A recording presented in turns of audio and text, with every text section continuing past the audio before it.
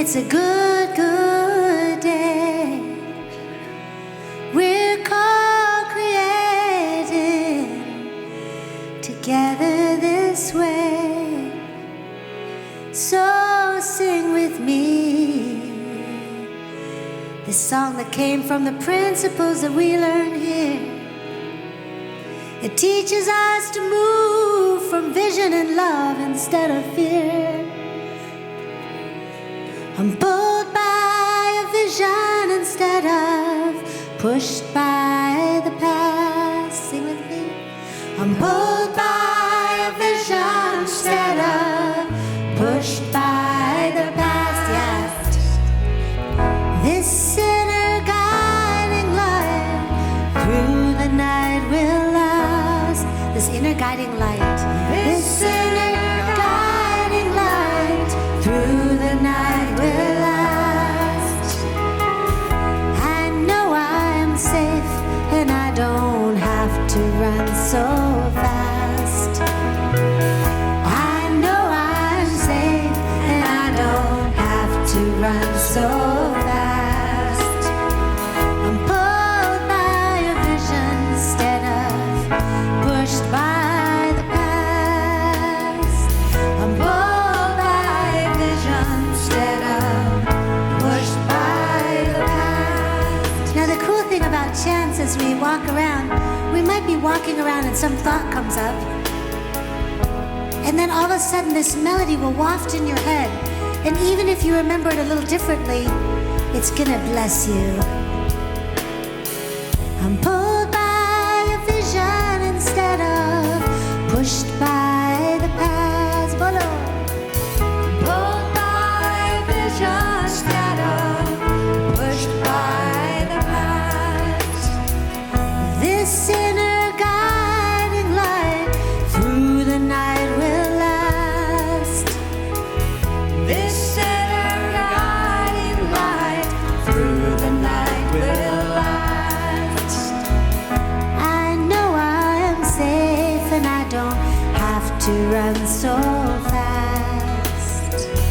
I know I'm safe and I don't have to run so fast. I'm pulled by a vision instead of pushed by the past. I'm pulled by a vision instead of pushed by the past. So what is a vision that comes to you right now? Just see if letting your heart allow something to arise. Divine desire.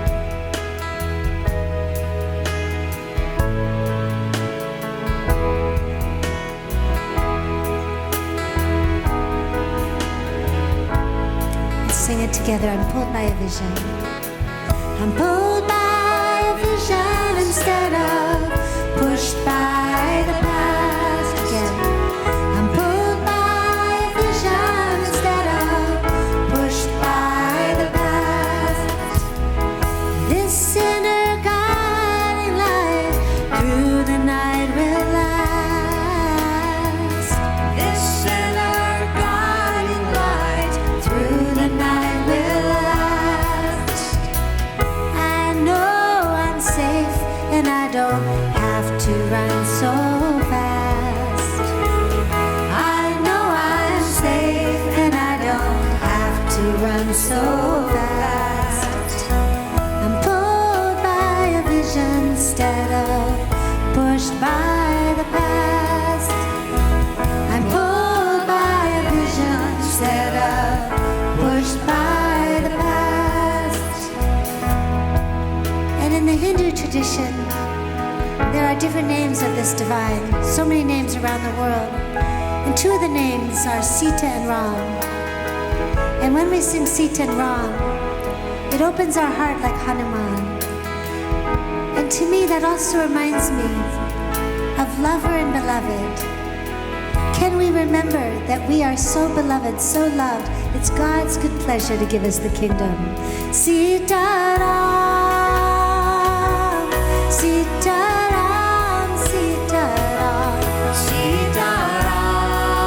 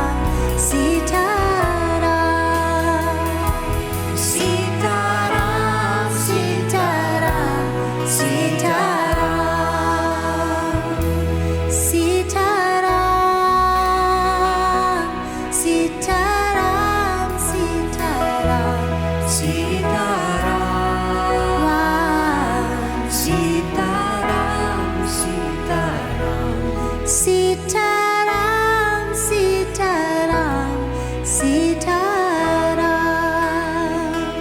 Sitaram, Sitaram, Sitaram.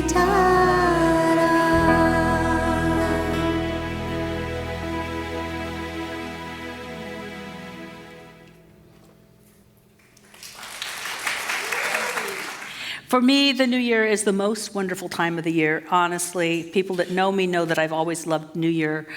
It's the time that I felt so sacred to me. Then I discovered or rediscovered or really recommitted to the winter solstice. That too is very powerful, but I love this because people are thinking about beginnings.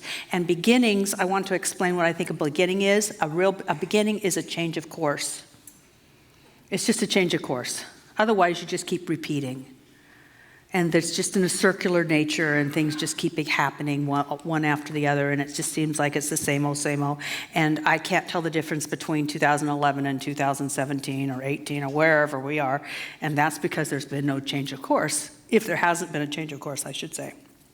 But what I had last night, and I think it was because I was in an Epsom salts bath with lavender oil.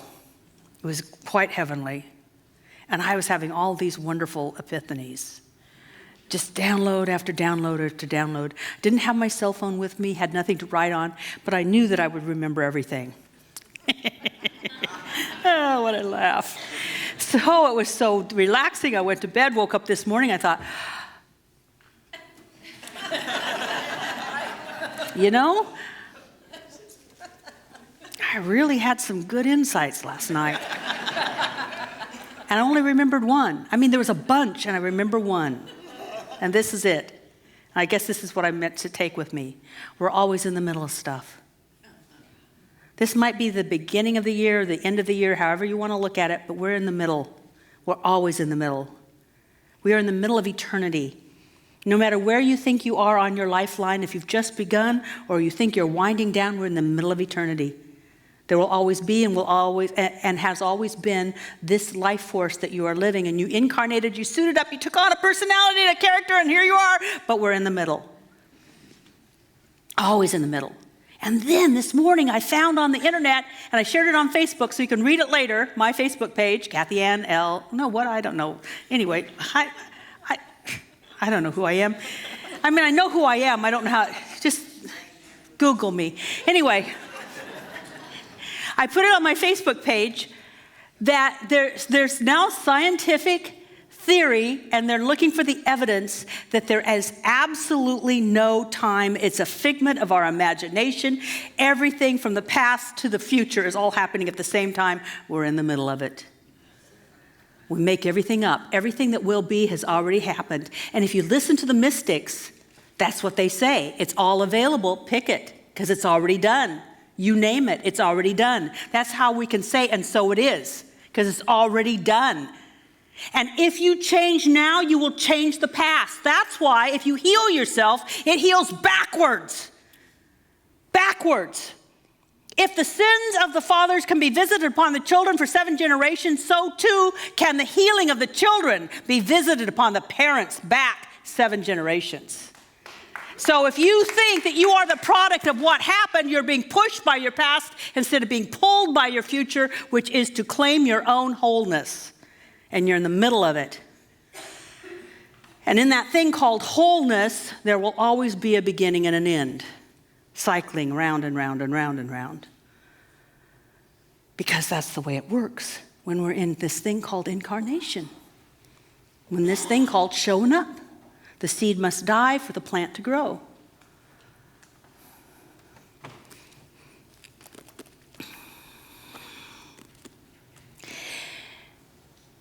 In this thing called the middle, it's imperative that we have conclusions or ends, or we'll never know a new beginning.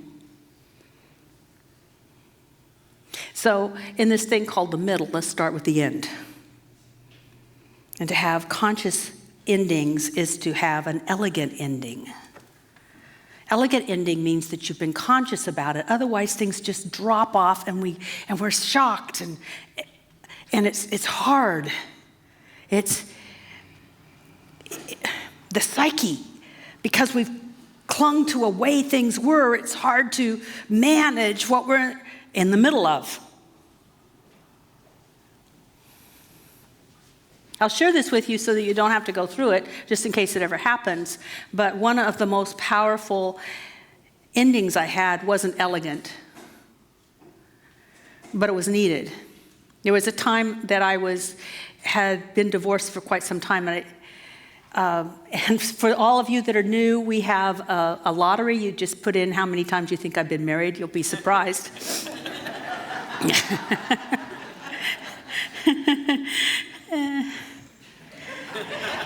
It's a game we play. How many times has Kathy Ann been married? But anyway, once in between, in the meantime, one of those in-between times, after having it not work and not, I can't give it too many hints, after having it not work more than once,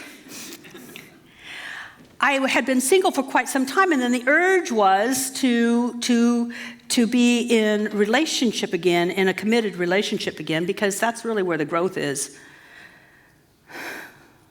That's really where the field of all opportunities lie. So I said, I'm ready to be married, and I prayed and prayed, and I'll tell you, when I was going to ministerial school, I was known as the manifestation queen. I know how to pray and have something happen. I know, and it wasn't happening. I didn't understand. So I prayed some more, and I prayed harder. But once I did something that I am encouraging you all to do, and hopefully today you'll start the process. I actually shut up. I stopped praying and I said, why aren't I attracting my husband? I was in my car. I had a long drive. I was going through eastern Washington. And it hit me. Boom. The words, just this force, not from outside but from inside, said, you're already married. Now, I wasn't legally. I'd signed papers, but I had not released someone from my heart. See, even though I have moved into relationship and out of relationship, no one's ever left my heart, but you can't call him husband. And if I'd really listened to myself, if I'd paid attention, I realized that whenever I used his name, I'd say, my husband, Michael.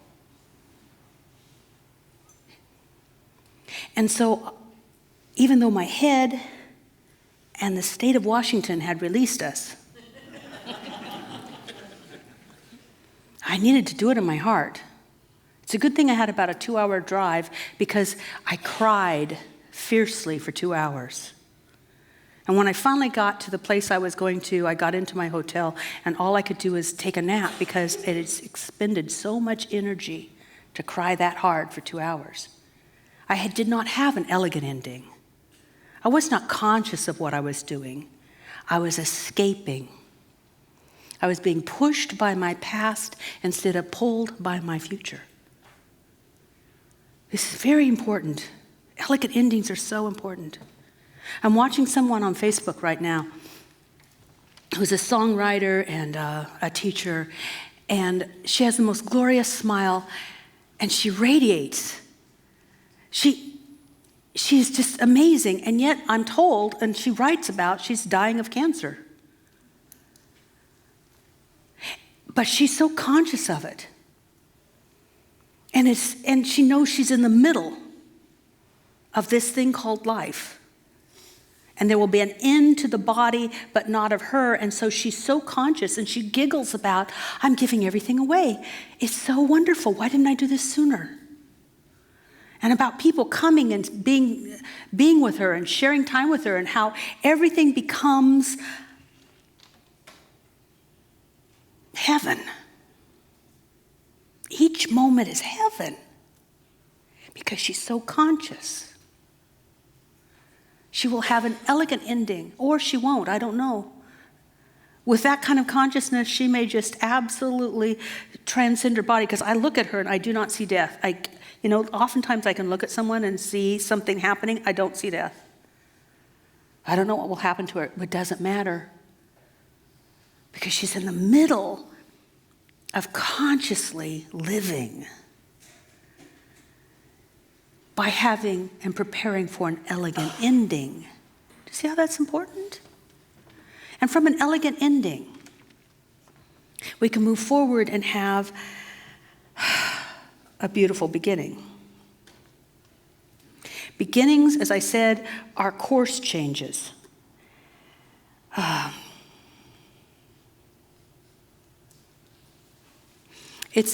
I'm not going to spend so much time on that today, because tomorrow night is New Year's, and we're going to have a party, dress up, have fun, 7 o'clock.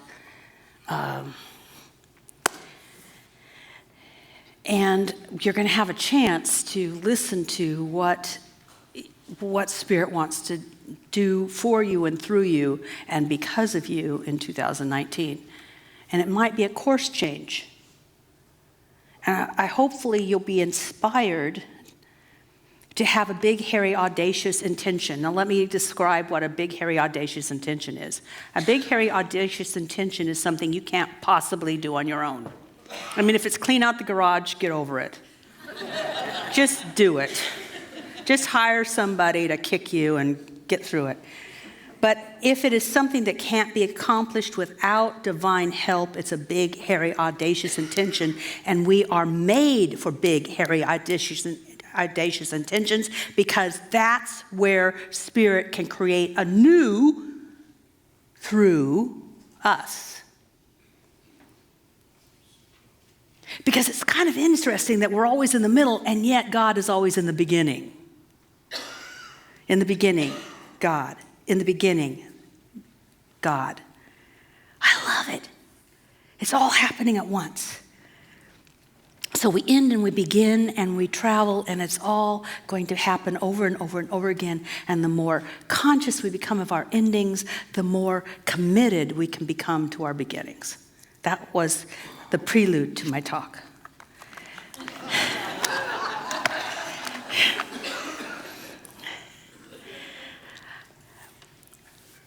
To really be good at this, we have to have a little self-mastery.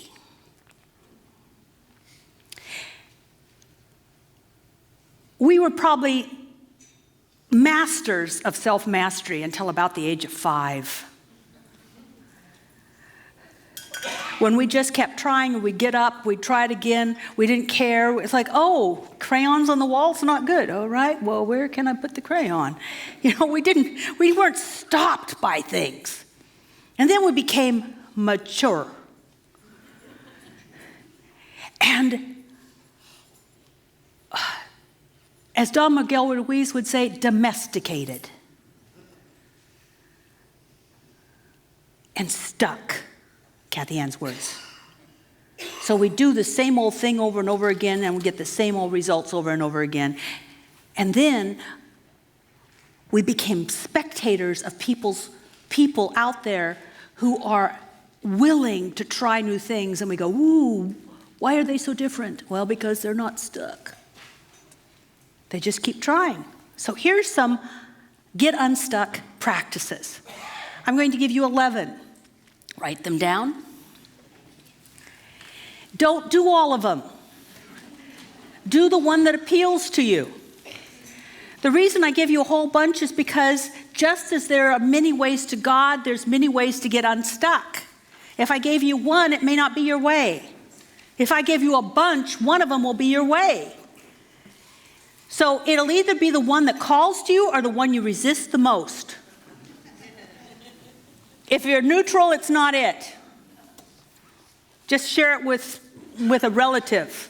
Call them up, tell them, hey, this might be your way. No, don't do that. This will be known as the bossy church. Center for Bossy Living. Don't go there. All right, first. Now, this is just decide, and I'd like you to just let something snap into your mind. Decide to eliminate one thing that drains your energy.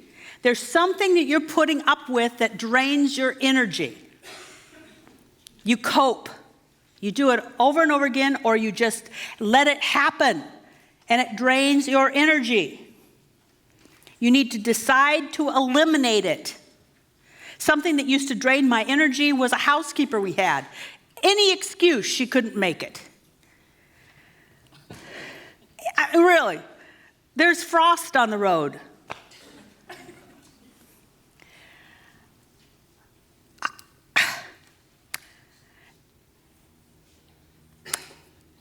When is it going to happen? Because otherwise I have to clean the house. Tim and I have a division of responsibility, inside, outside. I pay for inside. If I don't get inside done, I have to do the inside. Don't want to do the inside.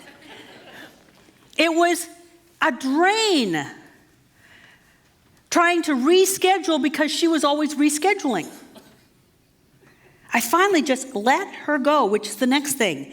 Act on your decision. If between now and tomorrow night, when we change over, if you can figure out one thing that drains your energy and act on it, you will feel freer. Energy will be released. Here's another release of energy. And I just want to say that I've been looking at a lot of this, and maybe that's why I had so many downloads last night, because I've been doing this. To get ready for this talk, I've been doing this, and no wonders things are just sort of coming to me. The next thing. So 1, decide to eliminate one thing that's draining your energy. 2, act on it. 3, clean out one place that you keep cluttered. I'm not saying everything. I'm not saying take everything you own and put it on your bed and then put it back. See, what happens is a lot of techniques are so big nobody starts it. And yet tiny little shifts can make a huge difference in your course of life.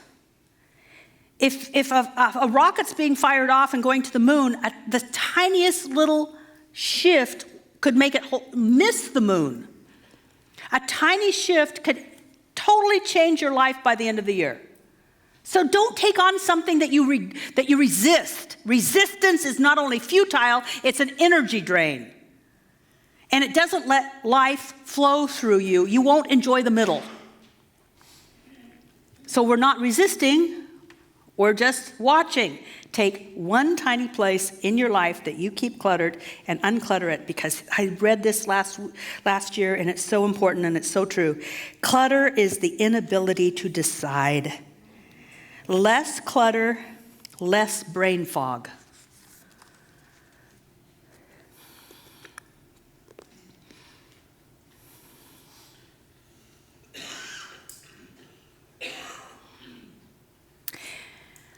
Next, 4. Here's another idea. So that's about endings and so forth, but let's get into the middle of things.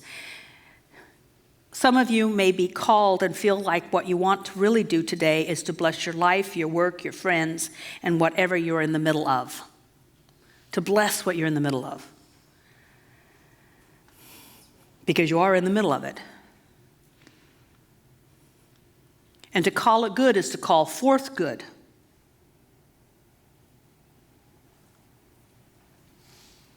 Number 5, express appreciation to at least one person today.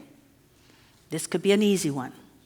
That means send them a note, a text, an email, a tweet.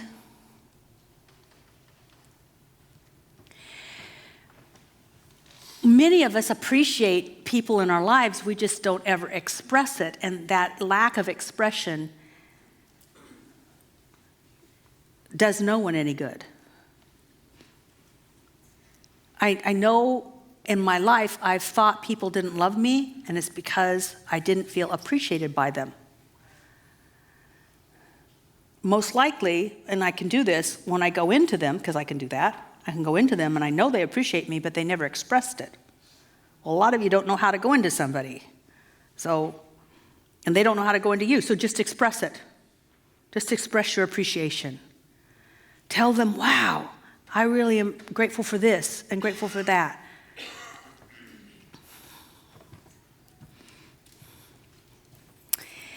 6. I should have put this in a different order. This is what I've been working on also. Complete a project. Complete a project by tomorrow night. And for those of you saying, I can't, yes, you can. There is a project that's hanging out there that you can just finish.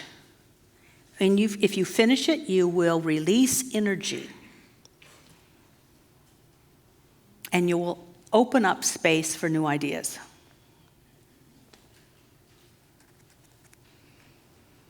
Make it something simple. I think sometimes the way that people keep themselves stuck is they only take on big projects that they can't complete, so they give up before they start.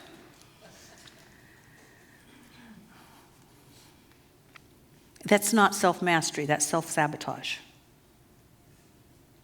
Do something you know you can finish by tomorrow night. 7. Decide to be someone's secret angel.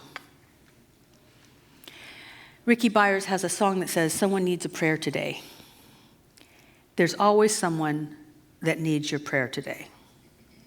So pray for them today. If you worry about anyone, you are decreasing your energy, your life force, and you are not lifting them into the possibility of a greater life. You are not participating in their well-being. Worry does not help anyone.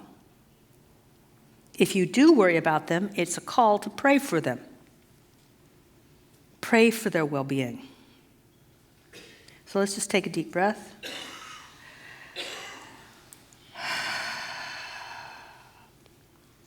And let the Holy Spirit reveal to you someone that needs your prayer today.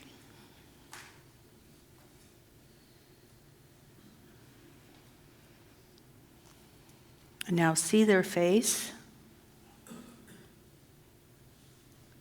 and imagine light around them. And remember that their life is God's life.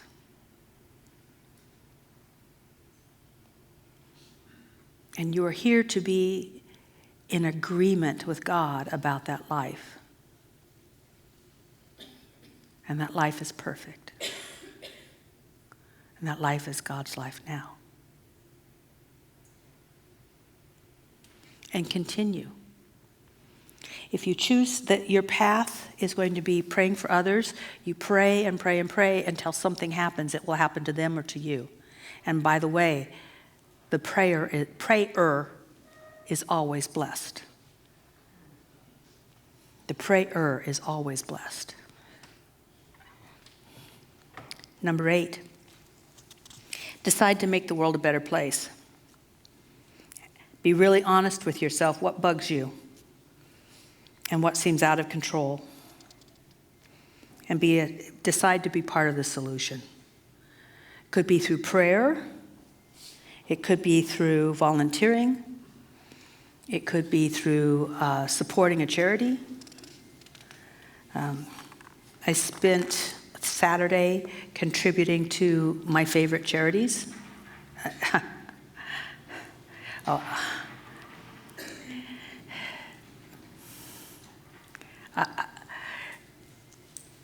I love it. Once they know what your gig is, I have lots of opportunities to give.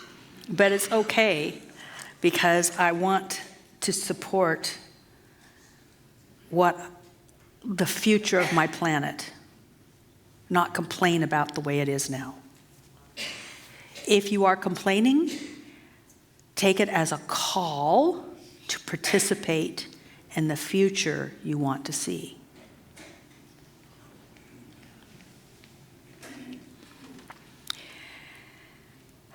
Nine. This takes a little more time. This takes silence. So this may not be for all of you, but take the time to listen to the universe's idea of your life. We all have a unique place in this web of life, and we are here to be a blessing as well as being blessed. So schedule time to just Be still. I'm amazed that I know this. And yet sometimes I think I'm too busy. Now, it doesn't mean I don't do my prayer work, that I don't do my chanting, that I don't listen to great music, I don't get high on God in other ways, but oftentimes I'm too busy to just shut up. Just listen. And that's different than meditation. Not necessarily that meditation, that they're opposites, but sometimes I can meditate and have all my attention on my breath, and what I'm really doing is really relaxing my body, and that too can become an activity. What I'm talking about is, am I listening? If the universe is always talking, am I listening? It's a skill, because sometimes we've lost that skill. It's not easy to do, and so we have to practice a little more. 10. While you're listening, ask your heart what it wants. Often the head wants to fix conditions and the heart wants to express something beautiful. Expression is different than acquisition. At the heart of what we teach, we do not teach acquisition, we teach expression. And if we need to acquire something to express something, then that can be natural, and it really comes together quite beautifully. More on that next week.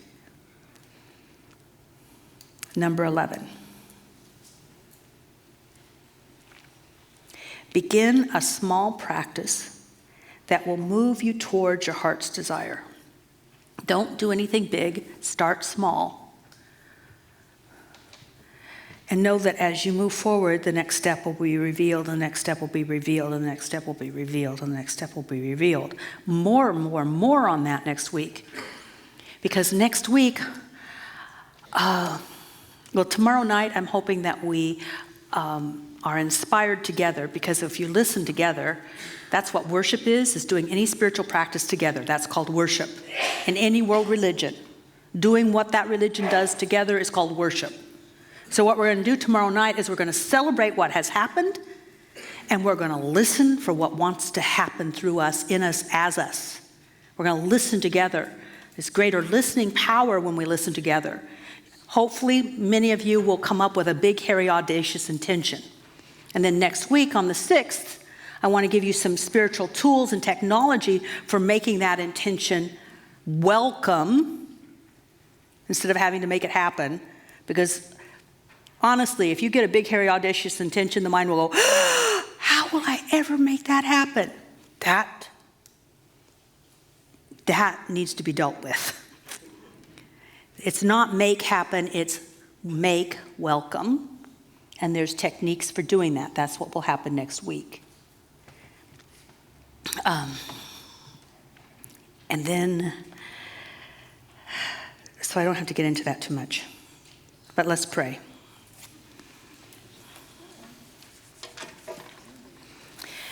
And if you want to become really still and yet relaxed in your chair, if you choose to, you could actually see if you could let your chest open up a bit. Breathe deeply. Lift your chin slightly. Open your hands. Is your body representing receptivity? Is your body representing relaxation? Are you relaxing into this present moment and being open to its gifts? That's the question.